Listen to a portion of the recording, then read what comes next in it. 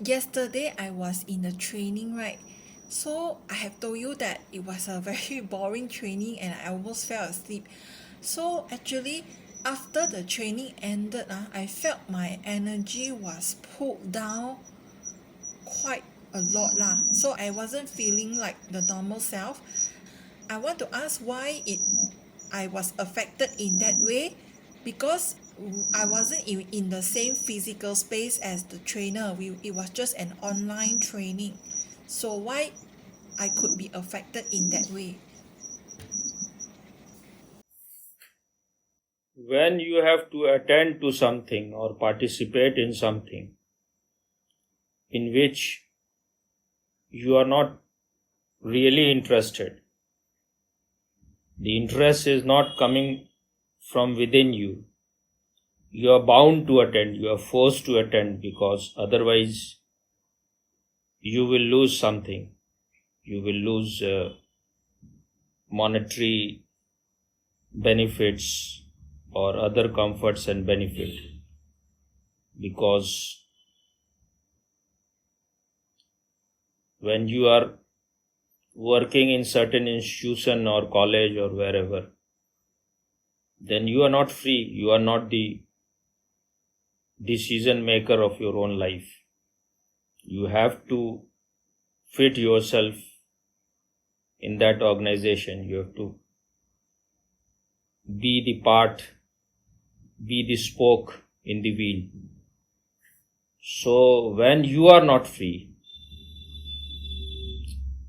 when whatever you are doing is dictated from outside, and you are not interested in those things from within, from inside, maybe there is a possibility you may have certain desire from the conscious mind that you wanted to learn something. That would also have been from the conscious mind, not from the very depth. The conscious mind wants to learn those things which it can use to get more money or to gain more respectability or prestige. But even when you have this desire from the conscious mind, then also you must have been expecting that whatever this man will train you in will be of some interest. You will enjoy it at least, because to enjoy something is our very nature. We don't want from inside to do anything which is not in tune with us, which is not giving us some juice. If whatever we are doing is depleting us, is taking away the juice which we already have inside, then we want to go away from that kind of thing from inside. Because your inner nature is always telling you where you should be, what you should do. You may not listen to it. And as you go on not listening to whatever your inner nature is telling to you, your inner juice start getting depleted, and you become a long face, a violent person, a person who is aggressive and has no love for life. That kind of person can be very destructive, because he is doing everything as a prisoner. Whatever he is doing is not coming from within him, is not giving him any inner nourishment. So if you continue that kind of thing, you will become depressed. Your energy will start becoming darker and negative. So whenever you are in the presence of anything, whenever you are participating in something where you are not getting your natural joy, your inner state is affected. It is like the fish is out of the water. Then you want to get out of it. But because you think that this may benefit you in some way, or you cannot even leave, because that will be not being part of the training, and then you can be called by your boss. So you have to be there in spite of you, and your whole inner being is repelled. It doesn't want to be there. Then you get bored. Then later on you will feel as if someone has sucked your energy. You have been sucked by a vacuum cleaner. And that energy will have its effect. It will remain with you for some time, until and unless you do something which again connects you to your inner being. As long as you are not again tuned to your inner being, not again connected to your inner being, then you won't feel nourished. You will feel like something has been taken away. You will feel weaker. You will feel like your natural vibration, your energy is less. It is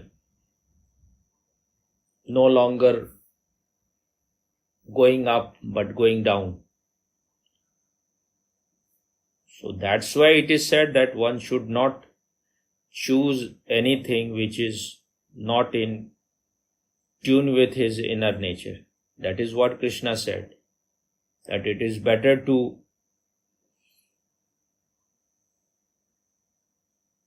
die than to choose a work which is not suitable to your inner nature. So, is it clear?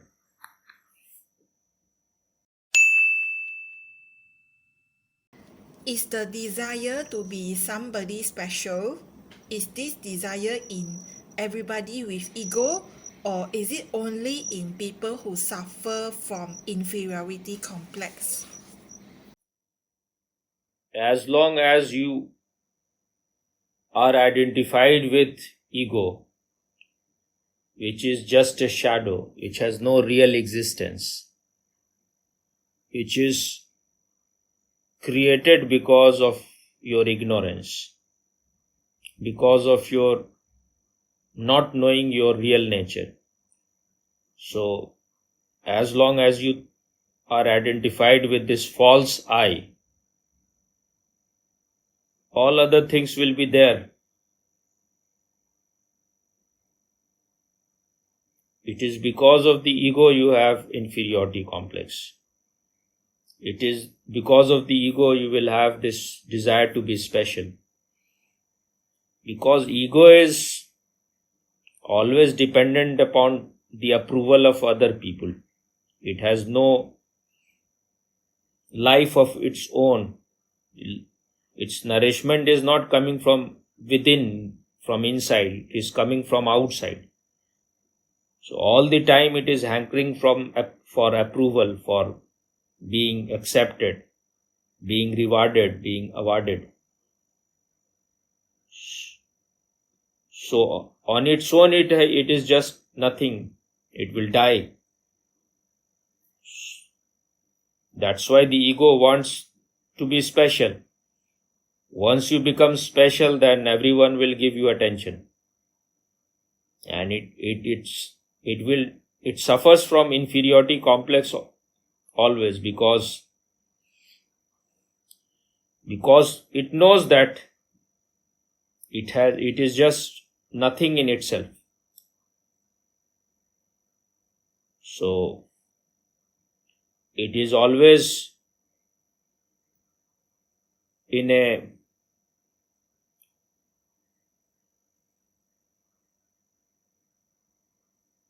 pursuit of being somebody. It wants to be superior. Whether you suffer from inferiority complex or superiority complex, they are both the same thing. You are a sick person. So when you know yourself, when you are connected to your being, when you are at home, when you are connected to your real nature, then that is such a contentment. It is such a joy in itself. You are not blissful, you are bliss itself. Then there is no inner darkness. Then this desire to get approval from other is no longer there. So as long as you don't know who you are, you will be seeking approvals from others. You will suffer from inferiority complex. You will always desire to be special. Because if you are just an ordinary person, then no one gives you attention. But once you know yourself, you don't desire any attention from anyone. Because this attention is not going to give you anything. It is not in any way going to add anything to your real nature. It's a plastic flower. It is not going to give you real life. So once you know who you are, then all these desires vanish. Then you are no longer suffering from inferiority complex. You are no longer seeking any approval from others. You have no desire to be special. Because these are all childish games. These are games which is good for children, for those who are mustache baby, not for grown-up people. So as long as there is inner darkness, ego is the center of your life. And when ego is at the center, all these diseases will be there. It is the creator of all these diseases. Alright? Understood?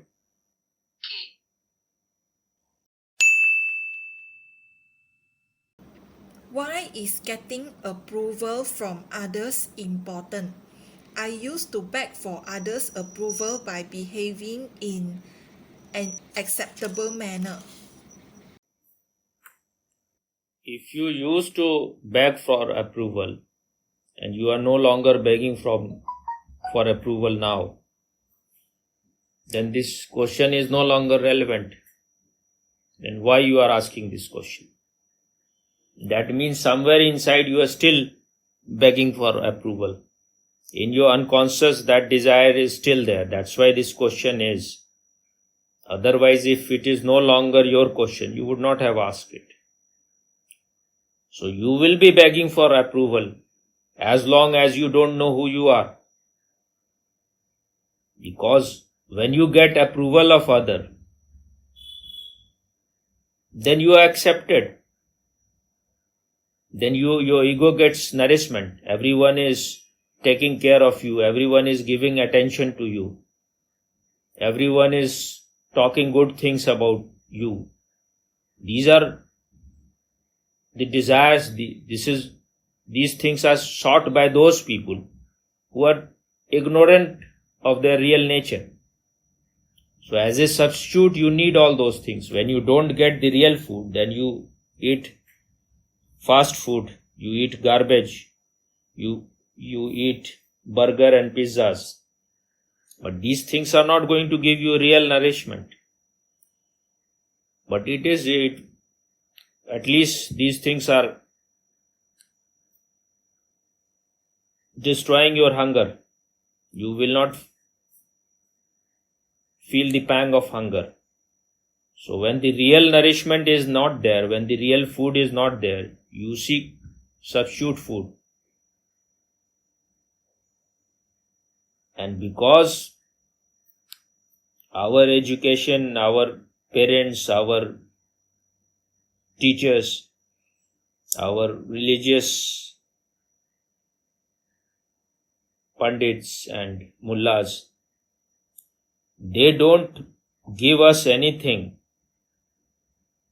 which will help us to be connected with our real nature. No one wants you to be connected to your inner nature. Otherwise, you are no longer dependent on any society. You become, in a way, independent. In reality, you will come to know that you are interdependent, but psychologically you become independent. And no one wants you to be free. Once you are out of the grip of the society, once you are psychologically free, then no one can exploit you. You are the master of your own life. You will take your own decision. You will do your own thing. And whatever hypnosis this society has created, you have to die for your country. You have to die for your religion. You have to die for your parents. You have to serve them. They are your gods. Your mother is just like goddess. All those things, you are out of all those hypnosis. You are able to see things as it is. But when a society is based on false things, where everything is false, they would not like you to be free from those things. Otherwise, once even a single individual is out of their hypnosis, out of their prison, that man can disturb other people also. He can help other people to get out of that hypnosis. So they are very alert about it. So anyone who wants to know the truth on his own is rejected by the whole society, is not given any approval. That person is